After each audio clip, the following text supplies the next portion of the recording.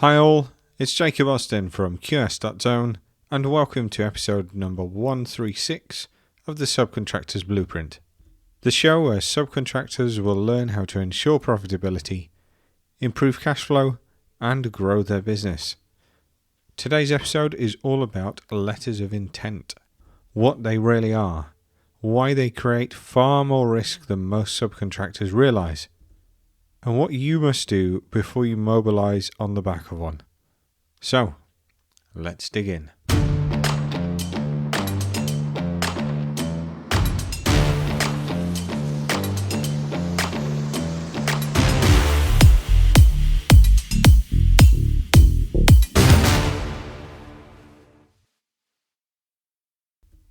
Right, let's say you get a call. The main contractor wants you to start on site on Monday, but the contract's not ready yet. A few things still need to be ironed out, but they'll send you a letter of intent. Don't worry, they'll say. You'll be covered. Crack on. And so you do that. You crack on. You buy materials. You mobilise labour. You start running costs up.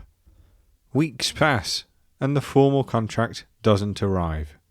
Then the argument comes about scope, about variations, about what terms actually apply. And when you try to recover your costs, you hit a financial cap that you didn't clock when you first read that letter. This is not a hypothetical scenario. The Technology and Construction Court, the TCC, the Court of Appeal, and the Supreme Court has heard it. And every single time, the lesson is the same. The moral of the story is to agree first and start work later. Those aren't my words. They come from the Supreme Court. If you want to refer to the case, it's RTS Flexible Systems versus Muller in 2010. The problem is, in the construction industry, it rarely works that way. So, if you're going to receive a letter of intent and work under one, and at some point you probably will, you need to understand exactly what it is, what it isn't, and what the traps are, because the traps are large and exposure can be significant. So let's think about what exactly a letter of intent actually is, and why the question is harder to answer than it sounds. A letter of intent is broadly a written expression by one party of their intent to enter into a contract with another at a future date. In theory, it creates no rights and it has no liability. It's not a contract. It's a piece of administrative convenience, a way of allowing work to start while the formal paperwork catches up. That's the theory. The reality is a lot messier. The TCC has recognised that letters of intent come in many different forms, and at one end of the spectrum, you have a document that is genuinely non-binding, with no rights, no obligations, nothing enforceable on either side. And at the other end, you have basically a contract in everything but its name. And in between, you have everything else. Because of the complexities of these arrangements, they have been through the court time after time. And Judge Lloyd, in the case between ERDC Group and Brunel University, put it clearly that some letters of intent are merely expressions of hope. We intend to enter into a contract. Others fall short of a full contract. And then again, others are essentially the subcontract itself, without the label. The phrase letter of intent is not a term of art. There's no fixed legal meaning that attaches to those words, so they can mean anything. Anything with the title letter of intent could actually be one. So that means that every time the court has heard a case on letters of intent, it has to be considered in full in its own merit, on its own circumstances, and the content of the document and its surrounding context. So why does that matter to you as a subcontractor? Well, firstly, because you can't assume that a letter of intent protects you in the way you think it does, or limits you in the way the main contractor says it does. You have to read it. And as it probably has been drafted carefully by a main contractor's legal team, which it almost certainly will, it will have a financial cap on what you can recover. That cap is the single most important commercial feature in any letter of intent that you'll receive. The cap is where the money goes, and it's where subcontractors consistently come unstuck. In a case between CLS Civil Engineering and WJG Evans and Sons, decided in 2024, the court held that a £1.1 million cap in a letter of intent was binding. WJG Evans had argued that the parties were working under a JCT intermediate building contract. They were asking for £1.4 million, and the court rejected that claim because the cap stood.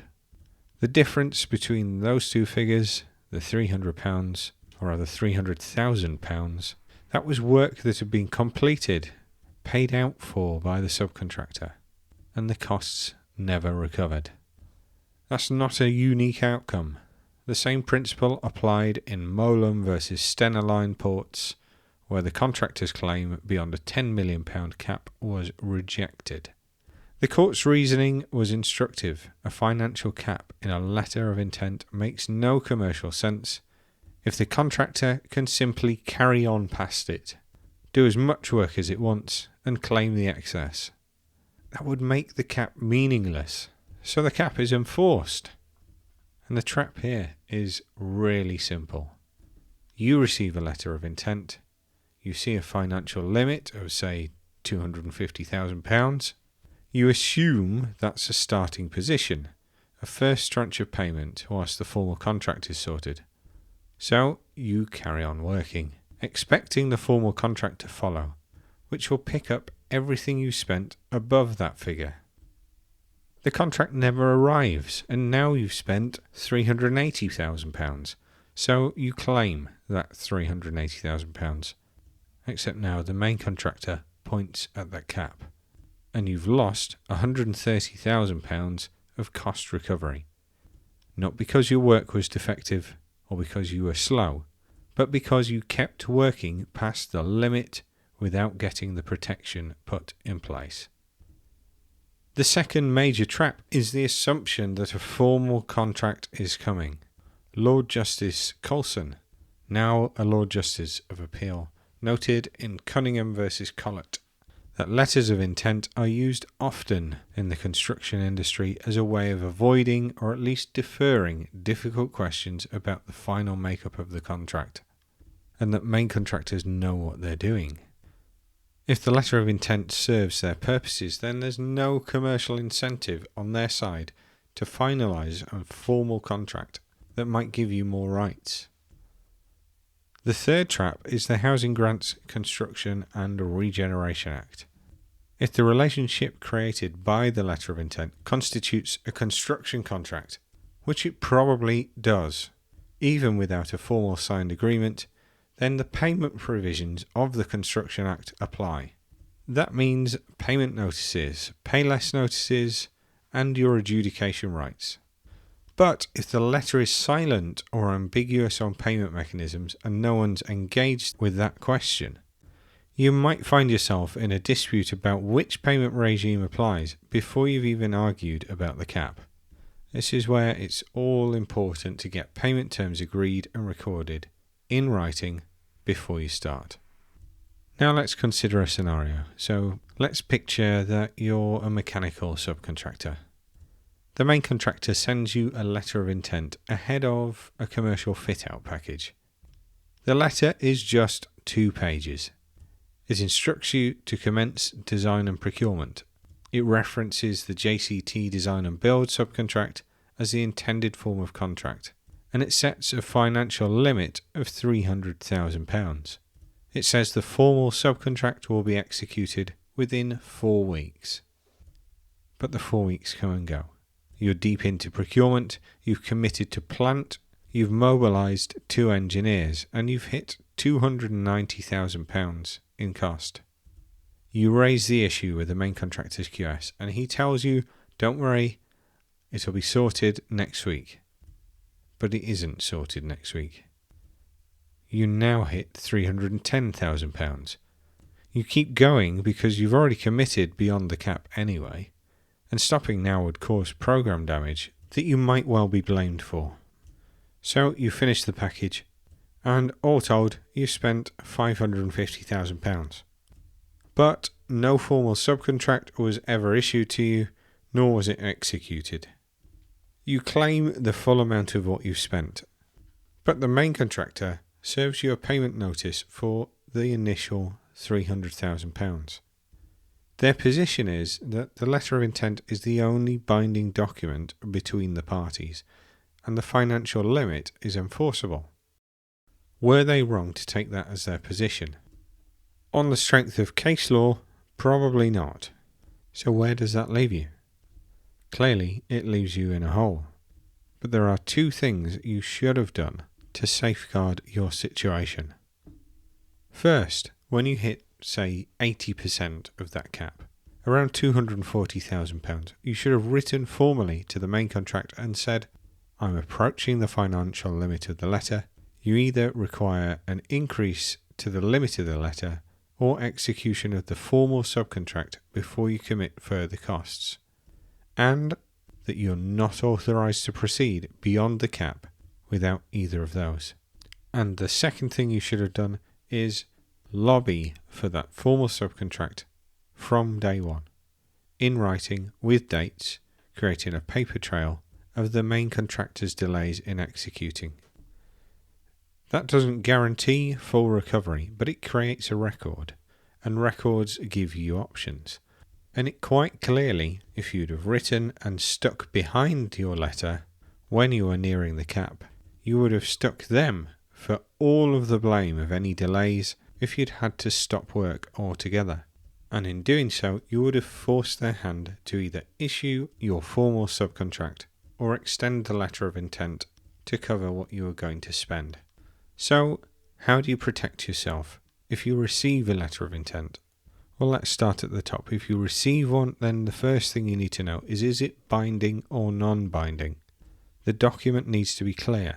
If it uses language that contains obligations on both sides, instructs you to commence work, commits the main contractor to pay you, then it's likely to be treated as binding, whatever its title. The next important thing to note is what is the financial cap and what does it cover. The cap applies to what you can recover, not what you can spend. You need to understand the difference. Once you're approaching the cap, stop and get written authority before proceeding. You also need to know what payment terms apply. Are there payment notice provisions? If the document is silent, then the Construction Act may imply them via the construction contract scheme, but don't assume it. Get clarity before you start doing any work. You need to know what the terms and conditions are that apply to work carried out under the letter. The Arcadis versus Amet Court, which went through the High Court and the Court of Appeal, produced very different answers at each level. That's a reminder of just how much can change depending on whether the terms and conditions have been properly incorporated. If the letter refers to a standard form or to the parties' standard terms and conditions, then take that reference seriously. It might cap your liability as well as your recovery. You need to look for whether the letter has an expiry date. If it does, then what happens at expiry? Certainly work should not continue past the expiry date without written extension or a replacement document. Push for the formal contract in writing. Every time the deadline slips, write to the contractor and record it. Don't just accept verbal assurances. The main contractor's failure to execute the formal subcontract is a commercial risk, and you don't want to absorb it. Make that explicit in your correspondence. And remember, if you're approaching the cap, then write to the main contractor and say, I'm going to have to stop work unless you give me either an extension to the letter of intent, that needs to include dates and monetary caps, or the full subcontract. If you can't get that from them, stop work. When the contracts manager then starts hassling you about when are you coming back to site, you're doing this to my program, you can point them back in the direction of the contractor's QS and say, they've given me this letter of intent. It says it stops on this date or it runs out at this cap. I can't do anything because I've spent up. Recruit them to do your bidding for you. They will not want a delay on their side. And when you can quite clearly and quite reasonably point to the written things that you're saying in their letter of intent, then they haven't got a leg to stand on asking you to come back to site and blaming you for delay. It's all on them. Finally, if the value of the package is significant and the letter is complex, then don't forget you can always get some legal advice before you sign the letter. That would probably be the best thing to do. The cost of half an hour or an hour with a construction solicitor is absolutely trivial against the amount of exposure that you might be accepting if you just sign and get on with it. Key takeaways from today's chat. Remember, a letter of intent is not a contract, but it may create enforceable obligations, so read it as if it were. The financial cap is real, and courts will enforce it, and they have done time and time again. You can't recover costs beyond it by arguing that a formal contract should have followed. Approaching the cap is a trigger point, so stop, write, and get authority to spend any more money. The terms of the Construction Act will likely apply under a letter of intent, but terms need to be documented and agreed.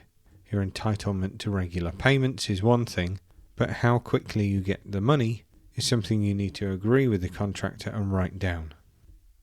Main contractors have no incentive to finalise the form of contract if the initial letter of intent suits their purposes. But you do. The caps are on how much you can recover, so chase that contract in writing. The terms and conditions incorporated into a letter of intent, whether by reference or implication, will be what the courts look to if there is a dispute. So verify exactly what is incorporated. And remember, in the Supreme Court's own words, agree first, start work later. If you can't achieve that, then make sure the letter of intent covers the risk you're accepting. These can be complex agreements, and they can get you in real financial hot water if you don't stick to what they say. Personally, I've never liked letters of intent. Where I've worked in the past, the letter of intent was so complicated you might as well have just got the full subcontract out the door in the first place. So I always swore off filling out a letter of intent, barring one time where we were working under a letter of intent ourselves and we wanted to put back-to-back caps and conditions in place to protect ourselves if the main contract never came through the door. Luckily it did, and we replaced the subcontractor's letter of intent with a proper subcontract not so long later. That is exactly how a letter of intent is supposed to be used. If you're finding yourself doing full packages under a letter of intent, then tread very carefully. Regularly chase up the full subcontract and do absolutely nothing if you're approaching the financial cap and the contractor doesn't send you a revised letter. Hopefully you've now got a bit more of an understanding of letters of intent. I'm not trying to warn you off them altogether, I'm just saying proceed with caution and do it with your eyes open. Well, I hope you've taken some value away from today's show. My mission is to help the million SME contractors working out there in our industry. So if you have found that helpful, then I really need your help to share the show and pass that value on to somebody else who'd benefit from hearing it, so that I can help as many people as possible. And of course, remember to subscribe yourself if you haven't already. And thanks for tuning in. If you like what you've heard and you want to learn more, then please do find us at www.QS.Zone for more information. Or we're on all your favourite socials, again at QS.Zone. And remember, miss the contract detail and the commercial risk falls on you. Thanks all. I've been Jacob Austin, and you've been awesome.